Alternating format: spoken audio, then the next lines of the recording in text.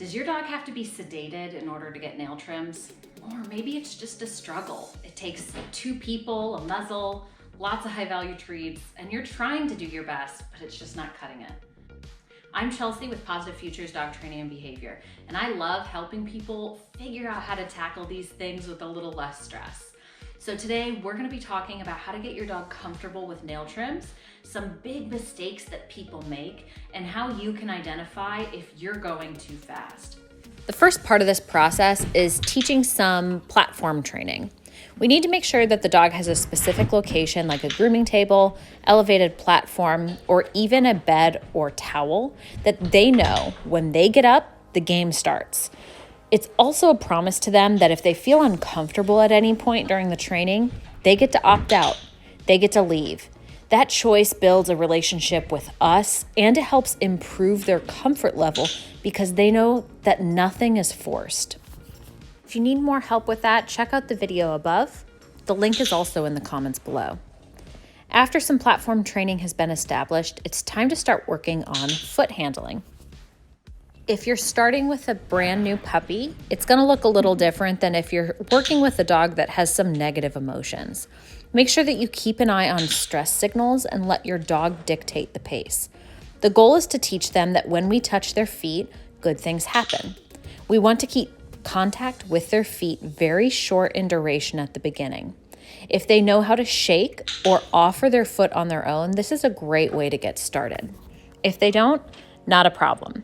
Ask your dog to sit or lay down on their table and pay them, and then start working on touch with an open palm and no pressure. For dogs with higher level of stress, you might need to start with even less than what I'm showing here. A single touch, mark and reward. If your dog shows any stress signaling like looking away, licking lips, or pulling a foot back, this is a sign that your dog needs less contact in order to feel comfortable. If you're going with just a single foot touch and they're still showing these signals or putting their mouth on you, then you might go back a step and start touching them where they feel comfortable. This could be a shoulder, their withers, their neck, or even their side. The goal is for the dog to be able to remain calm and comfortable, to not display any stress signals, and to be able to wait while you make contact, mark, and reward. Each time the dog is successful and is able to do this, that's your cue as a trainer that you can increase the difficulty. The difficulty can be the number of strokes, the amount of time your hand lingers, or even the amount of pressure that your hand puts on the foot. It's really important to keep a very close eye on stress signaling so that you don't push the dog too fast. Oftentimes as trainers and owners, we want to push the limits just a little, but you need to make sure that your dog is completely comfortable and relaxed. As you can see here, even if there's a little lip licking, the dog is remaining calm, the body is loose, and he's excited to keep playing the game. As you progress over multiple repetitions and even multiple sessions over the course of a few days or even weeks, you'll begin to be able to increase the amount of pressure and contact that your hand puts. Be reasonable with your contact. The goal is not to stress the dog out or startle the dog. We want to try to recreate some of the foot handling that will happen as we introduce a Dremel or nail clippers. This includes singling a toe out, touching the nail, and even moving the foot around a little bit. Now it's time to introduce the tools. You can recreate the same process with nail clippers and a Dremel, with the one exception being that in this video I show about the noise. A nail clipper will not have noise, so you can skip that step. I start by placing the Dremel on the table next to the dog, and I click and treat him for ignoring the Dremel. If the dog looks at it or sniffs it, you can also reinforce them for checking it out, letting them know that good things happen when they interact with it. Now I'm slowly going to recreate the same process of foot handling with the Dremel in the picture. I'm not touching the foot with the Dremel is just on the sidelines, but I want to make sure that with that tool present, the dog is still comfortable with me handling the foot. Since by this point you've already gotten your dog comfortable with foot handling, you'll likely be able to progress through this step pretty quickly. We just want to make sure that the presence of the Dremel doesn't change how the dog feels emotionally with you touching the feet. After you can confirm that the dog does feel comfortable with you touching and manipulating feet and toes, then we want to start to move the Dremel a little closer to the feet. The Dremel is still in the off position, so there's no noise or vibration. I'm just recreating foot handling with the distraction of the Dremel being closer. I touch the foot, move the Dremel close, do a little bit of manipulation, and then mark and reward. At this point, because my hands are occupied with a foot and with the Dremel, I find it easier to use a verbal marker or a mouth clicker to reduce the amount of strain on my hands. Now it's time to introduce the noise. I stand at a distance with the dog on the table, relaxed, and make sure that the dog can tolerate the noise. I want to make sure that noise is something positive for the dog, so I turn the Dremel on and immediately mark and reward the dog, turning the Dremel back off.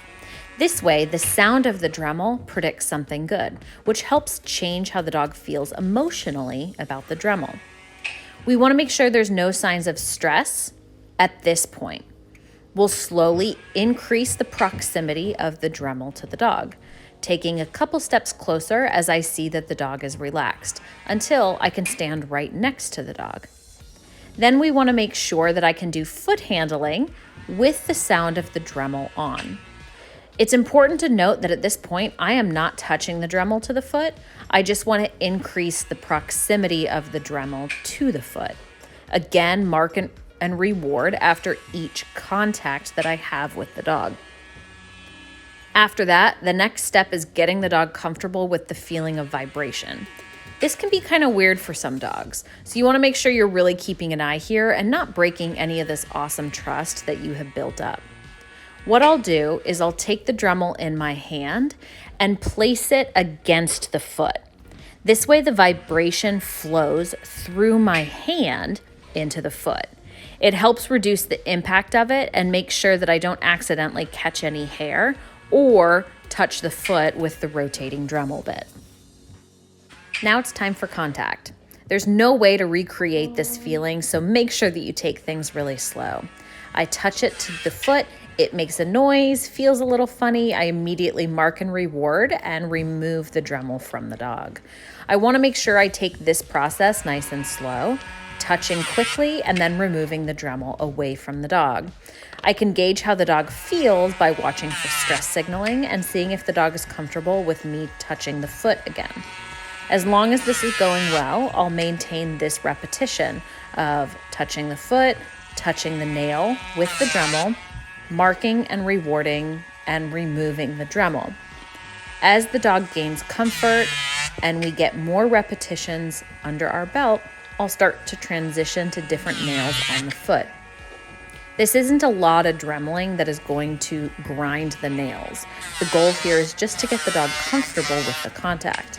But as that comfort increases, I can start to increase the amount of time the Dremel touches the nail, which will start to grind the nail further down.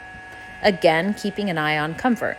Is the dog willingly letting me pick the foot up? Are they trying to pull the foot away from me? Are they licking lips? These are all signs that I might be going too quickly. With success, I want to increase the amount of contact time that my hand and the Dremel has with the nails. In the beginning, as you are clipping or grinding your dog's nails down, you will likely need to take things pretty slow. The goal here is more for comfort and not for actual grinding of the nails. However, in these early stages, frequency of grinding can help you maintain that length. As your dog starts gaining comfort, you'll notice that your dog is not waiting for that treat. Their body is looser and they're more comfortable with the experience. This lets you know that you can start to increase the amount of foot handling and grinding. So while in the beginning, I might need to mark and reward after each individual nail, then I can move to 2 nails before a reward, 3 nails, and eventually maybe even a whole foot. Keep an eye on your dog's stress signaling and make sure that you are taking things slow. As your dog gets more comfortable, you'll be able to grind with more ease and more flexibility in terms of the amount of food that your dog will need to do this job. The goal here is comfort, so feel free to pay generously because we want to make sure that the dogs stay happy and relaxed for this whole process. For dogs that have a lot of negative associations already built up with foot handling, this process can seem slow. It can feel like it's taking forever. But consistency is really important, and listening to those stress signals that your dog is giving you is really important. We want to look for small signals like licking their lips, turning their head away from us, showing teeth, stiffening their body, pulling a foot away. These are all signs that our dog is uncomfortable and we're making it too hard for them. So if you see any of those signals, your goal is to stop and go back 3 steps. We need to make sure that we're decreasing the difficulty. When we're talking about foot handling and dremeling nails, sometimes this means that we're going back to just gently touching a foot without pressure. Or maybe if I was really squeezing and massaging a foot, I go back to just gently holding it and being still. This might mean that I'm switching feet. Maybe the back feet are more sensitive and I'm gonna go back to the front to build some more positive associations. Make sure you're listening to those stress signals. You're not forcing your dog to stay in the game. Remember, they've got choice. And make sure that you're practicing consistently. 3 minutes once a day will really help make sure that you're continuing to progress.